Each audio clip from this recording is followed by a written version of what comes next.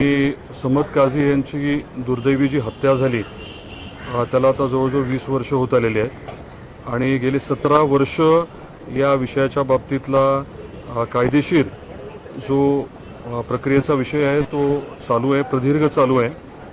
न्यायदेवतेवरती पहिल्यापासूनच आमचा पूर्ण विश्वास होता आणि 17 वर्षांनंतर न्यायदेवतेने आम्हाला न्याय दिलेला आहे। परंतु हे 17 वर्ष ह्या सर्व लोकांचे कोण परत करणार आहे? आज आपण आदरणीय डॉक्टर पद्मसिंह पाटील साहेबांची परिस्थिती बघितली। 17 वर्ष त्यांना हे सगळं सहन करावं लागलं। त्यांचा या विषयाशी कुठला संबंध नसताना राजकीय षडयंत्र जे केलं गेलं, आता टप्प्याटप्प्याने सगळ्याच गोष्टी पुढे येतील। परंतु आज निश्चितपणे आम्हाला सर्वांनाच मोठं समाधान आहे की न्यायदेवतेने आम्हाला न्याय दिला। दुर्दैवाने डॉक्टर साहेबांना नेमकं काय झालंय हे मी समजून सांगू शकत नाही, त्यांना ते कळणारही नाही। पण ही परिस्थिती कशामुळे उद्भवली, हे षडयंत्र जे आहे ते कोणी कशामुळे केलं, त्याच्यामध्ये कोण कोण प्यादे होते। आदरणीय डॉक्टर पद्मसिंह पाटील साहेब, आपल्याला कल्पना असेल की साधारण 1990च्या दरम्यान मुख्यमंत्री होणार होते। तसा त्यांना शब्द दिला होता, काही कारणामुळे ते होऊ शकलं नाही। 2009ला ते खासदार म्हणून निवडून आले होते आणि साधारण ज्या कालावधीमध्ये कॅबिनेटचं एक्सपॅन्शन होणार होतं, बरोबर तेव्हाच काही लोकांनी या बाबतीमध्ये एका वेगळ्या पद्धतीने पुढाकार घेतला आणि जे काही षडयंत्र रचलं गेलं ते बऱ्यापैकी आज कोर्टाच्या माध्यमातून आमच्याही लक्षात आलेलं आहे। आणि एकदा प्रत्यक्षात कोर्टाची ऑर्डर उपलब्ध झाल्यानंतर, त्याचं वाचन केल्यानंतर मग मी आपल्याला सविस्तर बोलू शकेन। या पूर्ण प्रक्रियेमध्ये सुरुवातीपासून ज्यांनी आमच्यावरती विश्वास ठेवला आणि अतिशय ताकदीने आमची साथ दिली, त्यांचे मी मनापासून आभार व्यक्त करतो। आई तुळजाभवानी आणि संत गोरोबा काकांचा आशीर्वाद नेहमीच डॉक्टर पद्मसिंह पाटील साहेबांच्या पाठीशी आहे। लाखो करोडो जनतेचा त्यांच्यावरती विश्वास आहे, प्रेम आहे आणि आज निश्चितपणे न्यायदेवतेने आम्हाला न्याय दिलाय, एवढी भावना मी व्यक्त करतो। 1990 मध्ये तुम्ही काँग्रेसमध्ये असताना त्यांना मुख्यमंत्री पदाचा शब्द दिला गेला, ते झालं नाही। 2009 मध्ये कॅबिनेट मंत्री होणार अशी शक्यता होती, त्यावेळेला सुद्धा एक्सपान्शनच्या वेळेलाच हा सगळा खटला पुढे आणला गेला। जाणीवपूर्वक पक्षातीलच काही लोकांनी हे षडयंत्र रचलं होतं। याबद्दल मी आज बोलणार नाही। इतके दिवस मी जास्त बोललो नाही की आमच्यापैकी कोणीच जास्त बोललं नाही, कारण हे सगळं न्यायप्रविष्ट होतं। बरेच जण ह्याचा राजकीय फायदा घेत होते, अतिशय चुकीची विधानं, दादांत खोटी विधानं करत होती, परंतु मी तेव्हा काहीच बोललो नाही। योग्य वेळेस मात्र गरजेनुसार अनेक गोष्टी मी पुढच्या काळात बोलेन, आज यापेक्षा जास्त नाही बोलणार। या घोटाळ्याच्या विरोधात आता सीबीआय हे उच्च न्यायालय देखील धाव घेणार आहे। दुसरीकडे उपमुख्यमंत्री एकनाथ शिंदे यांनी अमित शाह यांच्याशी फोनवरून चर्चा केलेली आहे आणि याबाबत न्याय मिळावा या संदर्भात देखील बातचीत केलेली आहे। राजकीय दृष्ट्या या सगळ्या घडामोडींकडे आपण कसं पाहता? याविषयी मी एवढंच म्हणेन की न्यायदेवतेवरती आमचा पूर्ण विश्वास आहे आणि कुठे न्यायालयीन प्रक्रिया असेल त्याच्यामध्ये आमची जी बाजू आहे ती आम्ही ठामपणे मांडू आणि आम्हाला निश्चितपणे न्याय मिळेल। धाराशिवचं राजकारण आहे त्यावेळेस तुम्ही असं म्हणत होता की बाहेरच्या जिल्ह्यातून म्हणजे लातूर जिल्ह्यातून राजकारण होत होतं, लातूर जिल्ह्यातून राजकारण झालं म्हणून 17 वर्ष या खटल्याला सामोरं जावं लागलं। आज मी याविषयी बोलणार नाही। या खटल्याला 17 वर्ष का लागले, नेमकं कोणी ह्याच्यामध्ये वेळ काढूपणा केला, हे देखील आज ना उद्या निश्चित सांगेन मी। पण हे सगळं राजकारण आहे, ते धाराशिवचं राजकारण जर बघितलं असेल तर ह्या दोन कुटुंबांपाशीच होतं आणि त्याचमुळे कुठेतरी या सगळ्यामुळे विलंब लागला, त्याचाच फायदा घेतला इतक्या वर्ष, असं म्हणायचं का तुम्हाला? हे धाराशिवचं राजकारण नव्हतं, हे महाराष्ट्राचं राजकारण होतं आणि तुम्ही सर्वच जण सन्मान्य पत्रकार आहात, आपण याच्या बाबतीमध्ये थोडं खोलात गेला तर अनेक गोष्टी आपल्यालाही लक्षात येतील आणि योग्य वेळेस मीही सांगेन। तो जिस तरीके से ऑपरेशन टाइगर और जिस तरह से अभी निंबलकर शिफ्ट हो गए हैं एकनाथ शिंदे कैंप में, क्या उसका असर पड़ रहा था, आपको लग रहा है? नहीं, मैं राजकीय किसी भी बात पे आज टिप्पणी करना नहीं चाहूंगा। I'll speak about it subsequently. Sir, एक प्रश्न असा आहे की या सगळ्या प्रकरणामध्ये 9ही आरोपी जे संबंधित आरोपी म्हणून त्यांना संबोधित केलं गेलं, त्यांना निर्दोष मुक्तता करण्यात आली।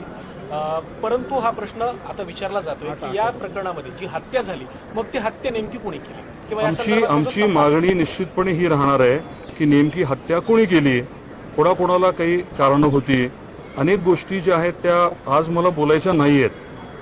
अनेक गोष्टी समोर मान्य न्यायालयाच्या आलेल्या आहेत आणि त्याच्या बाबतीतला योग्य तपास जर झाला तर खरे या विषयातले आरोपी कोण आहेत ते निश्चित आजही निदर्शनास येऊ शकतील असा माझा ठाम विश्वास आहे. तपास व्हावा अशी मागणी आहे. हत्येचा तपास व्हावा अशी तुमची देखील मागणी आहे. निश्चितपणे की नेमकं हे केलं कोणी हे वास्तववादी जे काही पुरावे आहेत त्याचा योग्य तपास करून हे बाहेर येणं गरजेचंच आहे. लेकिन उमराजे निंबाळकर का कहना है कि वो राजनीति में आए जस्ट वन सेकंड. अनेकदा म्हणजे पाटील कुटुंबियांना कायम याच्यामध्ये आरोपीच्या पिंजऱ्यात उभा करून प्रचार पॅटर्न देखील म्हणजे राजकीय प्रश्न आहे पण कायम तुम्हाला टार्गेट करण्यात आली या संपूर्ण भागात. आता निर्दोष झालेत, आता समोरचे म्हणतायत की या सगळ्या संदर्भामध्ये मी परत लढा देत राहील. निकाल लागल्यानंतर देखील त्यांचं राजकारण फक्त याच्यावरून सुरू झालं तर अजूनही त्याच्यावर चालेल. तुमचं याबद्दल म्हणणं काय? मी एवढंच सांगेन की ह्या दुर्दैवी घटनेनंतर घटना घडली 2006ला अगदी दुसऱ्या महिन्यापासूनच तिथे राजकारण जे आहे ते केलं गेलं. या दुर्दैवी घटनेचा वापर पूर्णतः राजकारणासाठी केला गेला. काही लोकांच्या सांगण्यावरनं असेल परंतु अनेक जण जे आहेत त्या सांगण्याला बळी पडले आणि दुर्दैवी घटनेचा राजकीय पुरेपूर वापर झाला हे वास्तव आहे. You are saying something? मुख्य साक्षीदार होते. एक minute. Umaraju Nimbalkar had once himself said that the reason why he's coming into politics is this case. So why can't we relate and why can't we speak about politics? I prefer not to speak about politics today. Maybe this evening or later on, after I have read through the verdict, I will let you all know, and we'll have a more detailed discussion. But do you see that there is a bigger conspiracy involved in against Mr. There is definitely a bigger there's definitely a bigger conspiracy, and we are kind of aware of who's involved. But then obviously it's not right to speak about it right now. But I will speak know the about names. it. You know I the will names. speak about it with the due proof subsequently. तुम्ही आता असं म्हणाल की judgement एक इस second. पूरे मामले में अभी हाईकोर्ट में जाएंगे जितना भी CBI ने भी अपने जो जांच है वो आगे लेने के लिए अपना प्रयास रखेंगे. वो नॉर्मल प्रोसीजर है and obviously will be a part of it. Sir CBI ने भी कहा है कि वो भी जाएंगे अदालत, अपील करेंगे इस पूरे मामले में. That is totally up to them. जो उनको करना है वो उन्होंने obviously करना ही है. No doubt about that. But given the fact that CBI is a central agency where the central government is of the NDA and This working is obviously independent of anything else, and everyone should obviously trust that. but Rakesh Maria ji का is Mr. Shinde's party really putting on any kind of I prefer not to speak about any of it.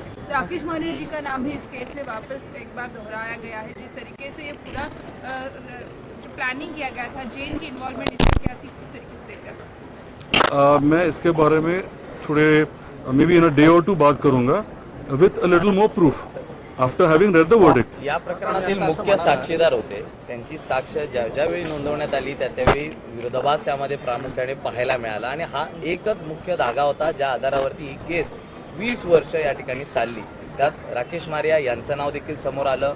Maria यांना ते भेटले होते आणि त्यानंतर ज्या घटना घडल्या आपण देखील कोर्टात होतात. या संदर्भात आपलं नेमकं मत काय आहे, त्यावेळी नेमकं काय घडलं होतं, राजकीयदृष्ट्या प्रेशर होता, त्यातनं हा संपूर्ण प्रकार घडलेला आहे. आज माननीय न्यायाधीश महोदयांनी अतिशय स्पष्टपणे जे काही घडलंय ते नमूद केलेलं आहे.